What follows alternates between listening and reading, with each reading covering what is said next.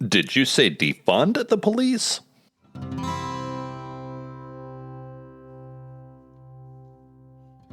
For a lot of officers I know, they look around and see broken down cars, missing equipment, and understaffed units, and they think, how could they possibly defund us more? But there are people who think cops should be defunded, and you and I need to understand clearly what this means and what would happen if it actually occurred. Hello, everyone. My name is Jared Altick, and I'm a chaplain with the police department. The Hey Chaplain podcast brings you stories and wisdom about life and law enforcement, giving support and encouragement to those who wear the badge.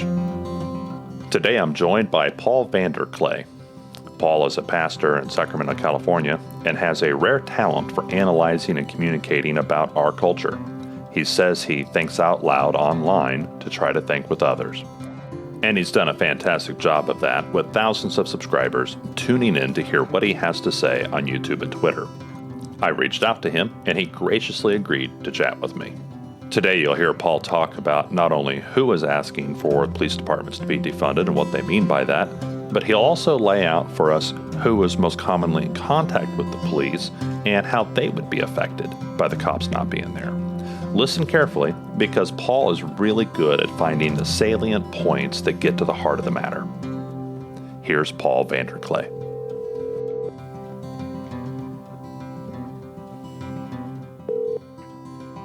Hello.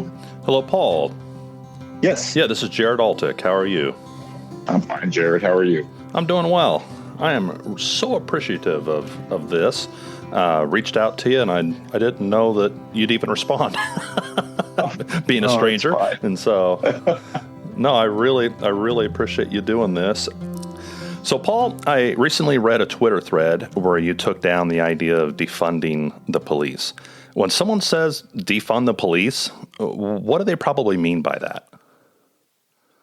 I think people see events in the news and see policing as in some ways problematic. Okay. And so they imagine this is somehow an inessential part of the fabric of our society. And so if the police are the problem, if we just have less policing, then maybe things would be better. I am just bothered to no end on that kind of thinking, because I see right up close how much good the police do. And I also worry that people don't think about unintended consequences. And so could you maybe describe why you think that defunding the police is unwise? Oh, I think it's probably people who have almost no contact with what the police actually do, okay, who have a lot of these ideas.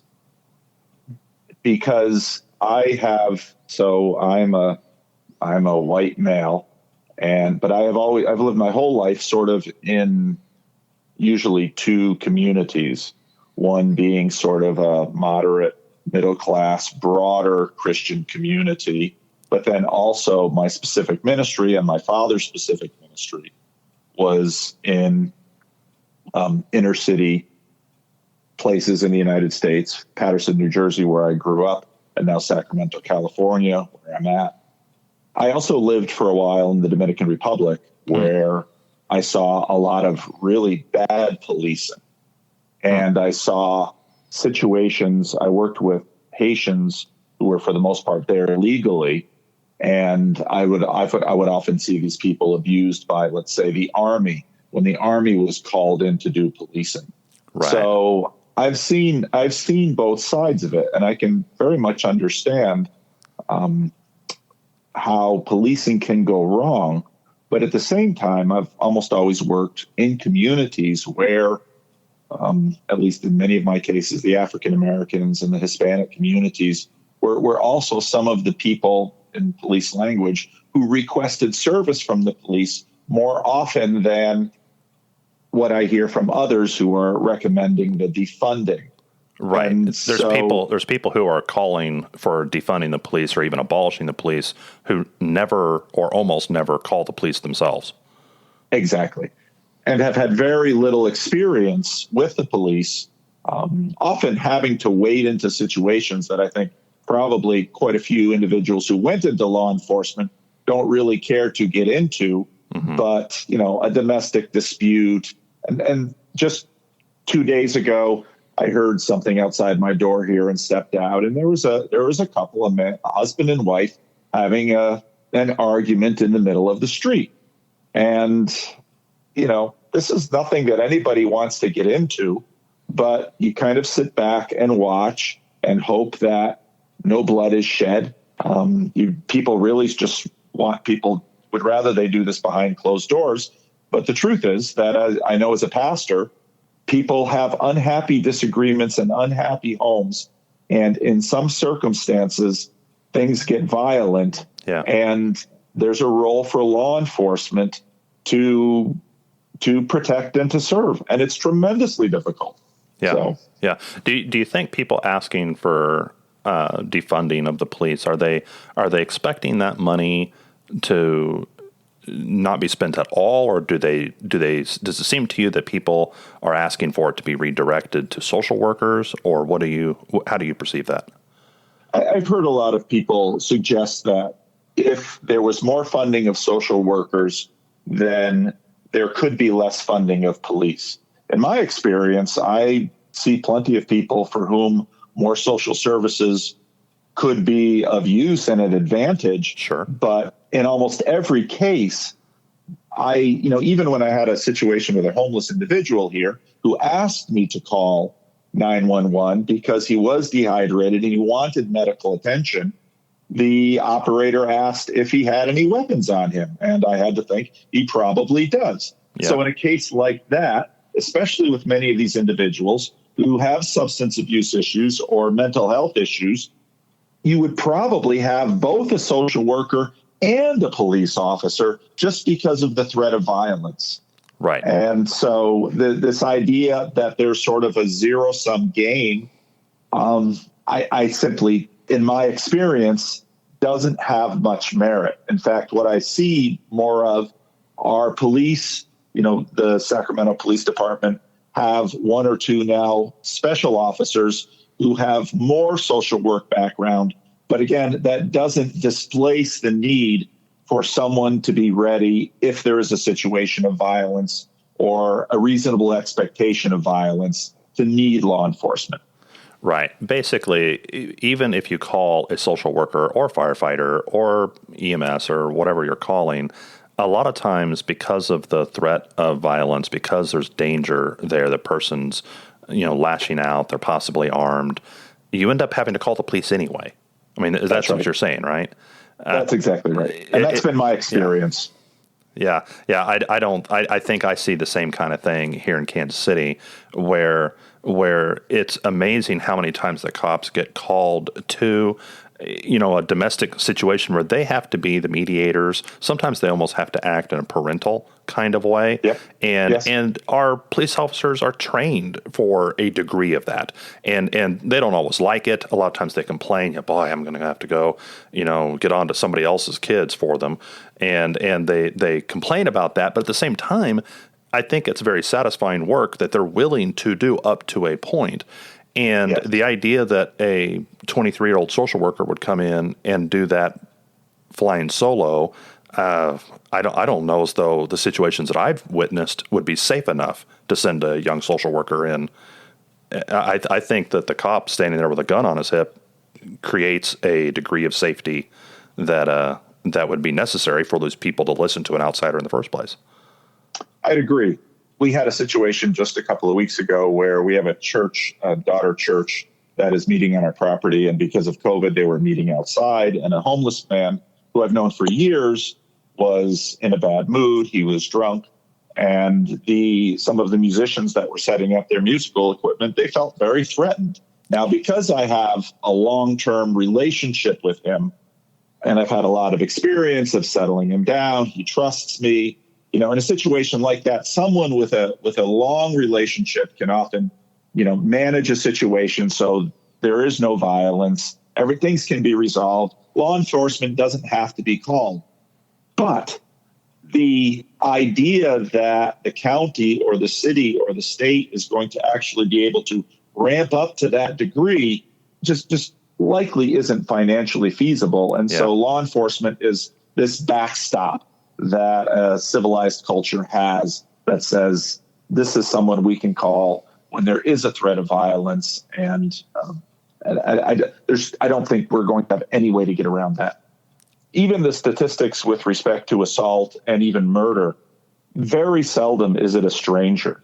As a pastor, I know that there are no situations, because they're so vital and central to our being, like family members. And so those situations are often the ones where there's a real risk of violence. And when you have elderly persons, it's sometimes the police are about the only ones you can call. And again, I've got no problem with more training for the police, but I think in my experience, many who go into law enforcement, while certainly they would love to be of assistance in a situation like that, what often a family needs is longer term counseling, pastoral care, because it's a flashpoint that has developed. And often it's the case that there is also substance abuse or mental illness involved. And in cases like that, right now in our society, because so often so few beds are available in terms of mental health facilities, so often many individuals, they might go to jail for a day or two or maybe, be in a locked facility. But again, the only people who can really do that do it safely and are trained to do it safely are law enforcement. Yeah. One of the things I see too is that people are saying, well, let's defund the police and we'll take the money from the police department and we'll use that to get people more counseling. We'll hire more counselors, we'll have more programs, and that will solve the problem. What shortcomings do you see in that kind of plan? Well, whereas I would love to have us find better solutions to a variety of the social ills. And I think in many cases, law enforcement is a very expensive attempt to remedy some of those things. Sure. I don't see it as an either and. And I think if perhaps you can work better on some of these social issues, maybe there might come a point where you could, in fact, not have to have higher levels of funding for law enforcement. But that's probably going to be a result of doing more work on one end to try to imagine that you're, by reducing police funding, going to resolve those other social issues. I don't see as reasonable. At least I don't see police as being so pervasively present, even in a rather distressed community as my own, to find them as being the problem. Not to say that there aren't incidences where there are problems, or there aren't police officers who perhaps aren't in the right line of work, but that's not the cause and effect relationship you want to get at. If you can have a more cohesive society that addresses some of these needs, maybe an outcome would be that cities could reduce their law enforcement budgets, but that's not the cause. You're not going to get there simply by reducing it. It would sort of be like saying, well, I only go to the doctor when I'm sick, so I'm going to get rid of the doctor so I'll be healthy. Yeah. And like, no, why don't you work on the health, and then maybe you won't see the doctor so often. Yeah. And if you had the counseling for everybody, you can lead a horse to water, but you can't make them drink. And that's right. I'm surprised at the naivete that says that, we'll just send that person to counseling. Well, that doesn't always work. There's a lot of folks who are convinced that they're surviving today, so they cancel the plans to go get help, to be in a substance abuse program or to get counseling or anything like that. They sidestep that and they avoid it because they're surviving today. There's not a problem today. They think they don't need it. They maybe just want a medication, and if they don't get that medication, then they kind of back out of that. They were looking for a simple solution. They just wanted to take a pill. That's right. There's a lot of times. Go ahead. Yeah. No, I suspect if we paid a little bit more attention to, let's say, the statistics of the percentage of members of our community who are again, we'll use the service language, regular requesters of law enforcement services, we would probably find that a very small number of households are requesting service a disproportionate amount of time. Yes. Law enforcement officers know this because they know these individuals by name. And I would suspect most of these officers would really love to no longer go to these houses and deeply wish that there were more services and really a better social foundation beneath this small group of individuals that are really distressed and really in a hard time. But I see very little attention paid to that because, well, I suspect a couple of things. Number one, many of the tools we have within the political or social sphere are likely limited.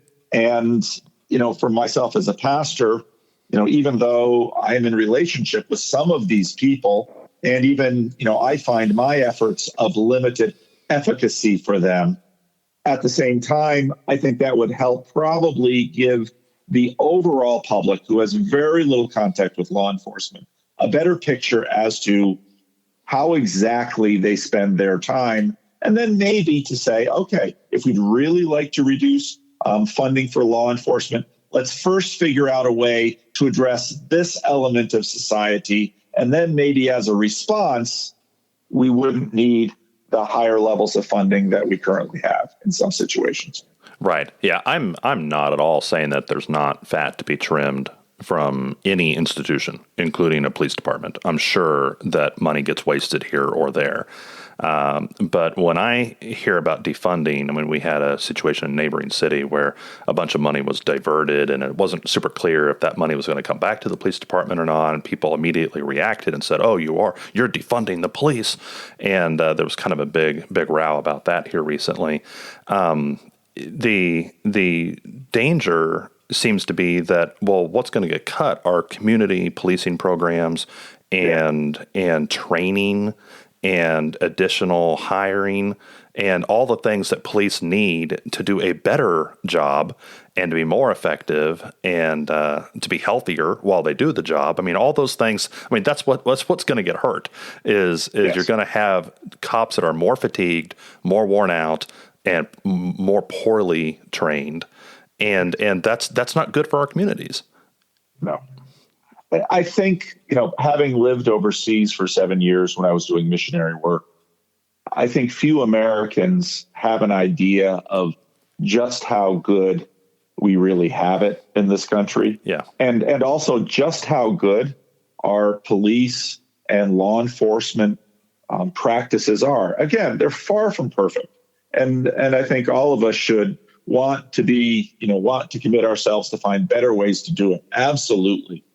But when you look at countries where, for example, there's almost no police funding, whereby, there was one incident in the country I was living in when the president of the country basically said, we know we're underpaying law enforcement. So, we understand you have to make it up in tips, which is just a veil. Wow. This is bribery. Oh, yeah. If I've lived in a country that looks like that. None of us want to live there because the first victim of a situation like that is justice. The only justice will be for people who can pay the bribe. And that's exactly how it goes. And so in many ways, we have a remarkable system at the scale we have it in this country. And, I think we should always be ready to have conversations about police brutality or poor enforcement. But in my experience, we actually do want the best people in law enforcement with the best training and the best support. But that's not a zero-sum game with, okay, when we find these broader conversations of what does it take to make to make a neighborhood better? How can we do that? Law enforcement is a piece of it, but it's not a zero-sum game. Right. So, what's the path forward for a major city in the United States? I mean, what are they to do? So, part of our church, we've always hosted neighborhood associations where law enforcement would come, be present, listen to the needs of the community. None of this is new. Yeah. And law enforcement, I think, have been developing a lot of these best practices for a long time. I think some of the political leaders at the top, I was proud of our government here in Sacramento because on one hand, I thought they really tried to steer a proper course and support the police. And so actually, I think a lot of cities are trying to respond well, but a lot of it has been well known from what I've seen in law enforcement, criminal justice studies for a long time. More community policing. Let the communities and the police officers know each other better. Again, with more of a relationship as individuals, I think more often violence comes up less. I also think that part of what we've lost is media has become driven by the polls, by the polarities, because law and order is not an enemy of a sound community that tries to support those who are struggling with mental illness and struggling with substance abuse. And these aren't enemies of each other. And so I also think that probably better, if you look at, I just with a simple Google search, I looked at, let's say, levels of shootings by police from the 1970s until now. Dramatic improvement. Yeah. And now via the internet, this data is out there. It's just a few clicks away. And so I'd love to see cities do a better job at owning some of their wins in these areas and saying, yes, there continue to be, and lamentably there likely will always be, and speaking as a Christian minister, until the return of our Lord, there will always be situations where someone gets shot and it shouldn't have happened. A police officer was scared, or maybe you had a bad cop or something like that. You will never make these systems perfect, but we certainly do want to strive to get them better. And I think we should own the fact that they have gotten dramatically better in the last 50 years. And in fact, they are remarkably better than many other places in the world where we live. And I think if, many of these things are known and many of these practices are known. So again, I think continue to work on neighborhood associations, helping law enforcement feel like part of the community rather than antagonistic towards the community. Right. I don't think any of this is new, but I think sometimes when particular incidences flash that really trigger, some historical memories, it's helpful to just remind each other that things are remarkably better. They are quite good. Let's certainly figure out how to make them better still. We're really all on the same side in terms of what we'd like to see. How do you promote that kind of unity and that kind of thinking about the facts versus the perception? Because you said several times that these things are known or knowable, but they're often not perceived. And if someone perceives that, the enemy is out there to get me, and the enemy in this case is the police officer, how do you cut through that noise? I think part of it is that we have developed a media culture where if it bleeds, it leads. Yeah. And it is always easier. So commercial media is motivated by attention and eyeballs, and people are much more easily motivated by fear rather than generosity. And so news stories that stoke fear, news stories that grab attention and try to segregate people in terms of sometimes their most basic demographic identities, and reinforce those basically for the idea of reinforcing narratives in the public.